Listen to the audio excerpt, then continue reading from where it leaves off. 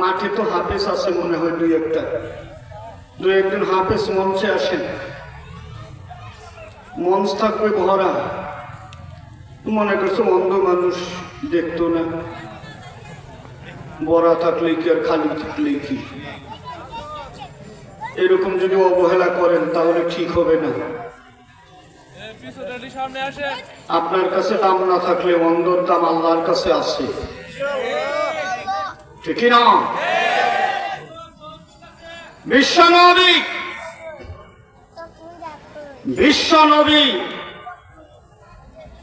যাকে আল্লাহ সৃষ্টি করেছেন,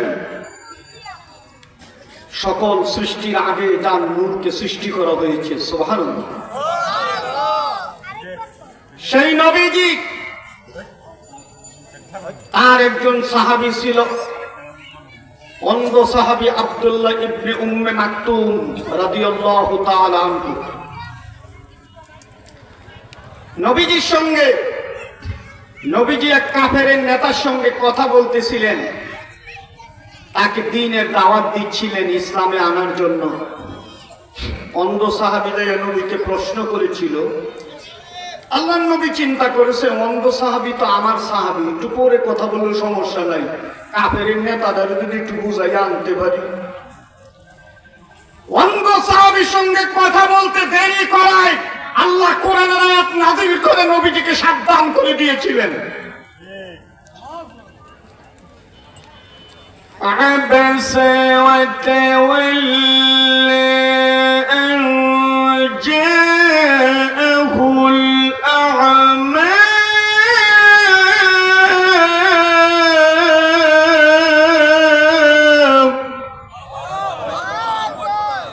আল্লাহ বললেন, হে নবী, আপনি আমার অন্ধ বান্দার কাছ থেকে মুখ ফিরিয়ে নিলেন। কাফেরের যে নেতার সঙ্গে আপনি কথা বলতেছেন, ওই ঈমান আনবে, আপনার কাছে কোনো গ্যারান্টি আছে? আমার যে অন্ধ বান্দা আপনার সঙ্গে কথা বলতেছিল, আপনি এই কাজটা ঠিক করেন নাই, সাবধান, আর কোনোদিন এমন কাজ করবেন না। ওই সময় থেকে কোন মজলিসে অন্ধ সাহাবী যাওয়ার পরে নবীজি আগে তারে বসাইয়া পরে নবীজি বসতো, ওই বেটা তোর জন্য আল্লাহর দমক খেয়েছি। বন্ধুগণ, আপনার কাছে অন্ধ হতে পারে,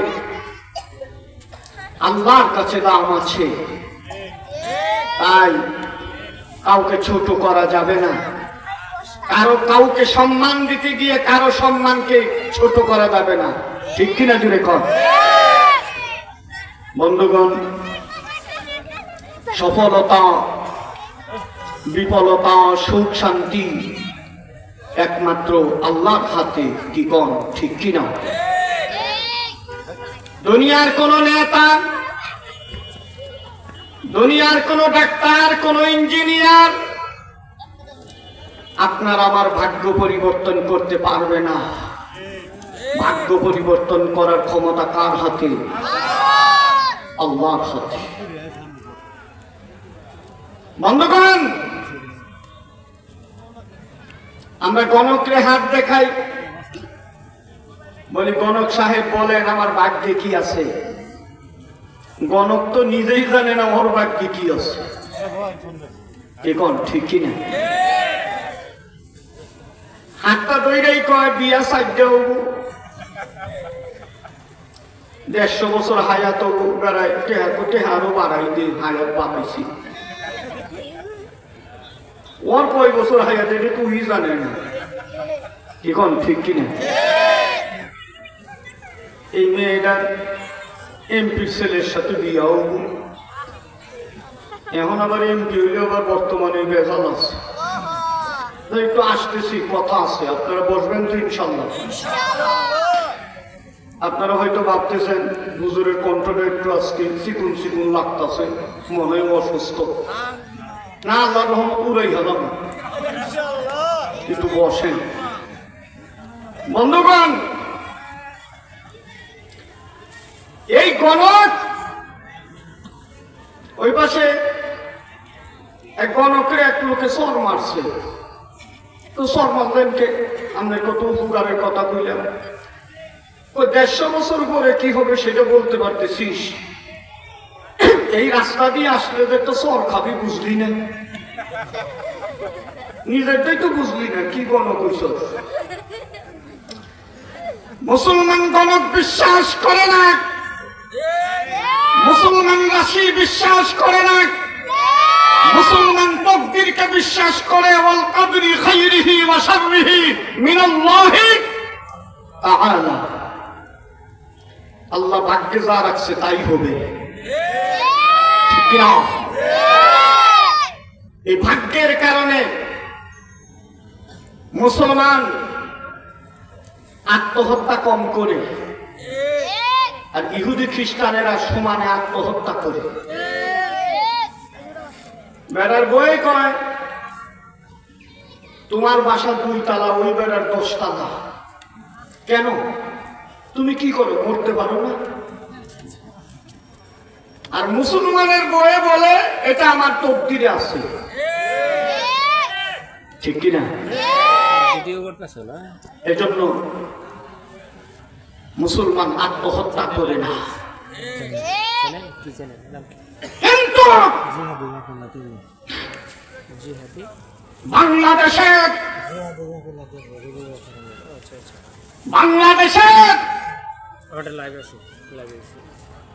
স্বৈরাচারিণী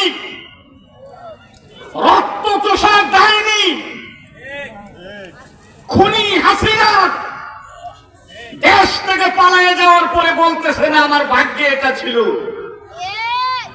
নানা রকমের চক্রান্ত করে এ দেশটাকে ভারতের হাতে তুলে দেওয়ার চেষ্টা করছে, ঠিক কিনা জোরে কন?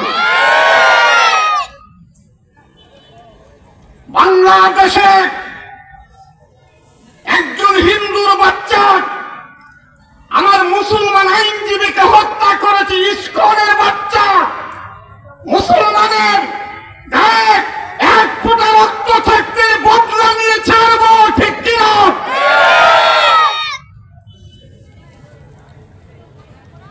হিন্দুর বাচ্চা ইস্কন আমার মুসলমান আইনজীবী মসজিদ থেকে নামাজ পড়ে বের হয়েছে, তাকে দিয়ে জবাই করেছে। বাংলার মানুষের কলিজা ছিঁড়ে যাচ্ছে, মুসলমানের মাথায় রক্ত উঠে গেছে। 16 কোটি মুসলমানের দেশে একটা হিন্দুর বাচ্চারা মুসলমানকে হত্যা করেছে, এটা সহ্য করা যায় না, যায় না, ঠিক কিনা জোরে কর? রক্ত চুষার ডাইনি বাংলাদেশে রক্ত চুষার পর রক্তের পিপাসা মিটে নাই। ভারতের মাটিতে বসে আমার দেশের মুসলমানের রক্ত চুষতেছে। আমরা ভারতকে ভয় পাই না, ভারতের অস্ত্র আছে, আমার বুকে ঈমান আছে, ঠিক কিনা জোরে কর?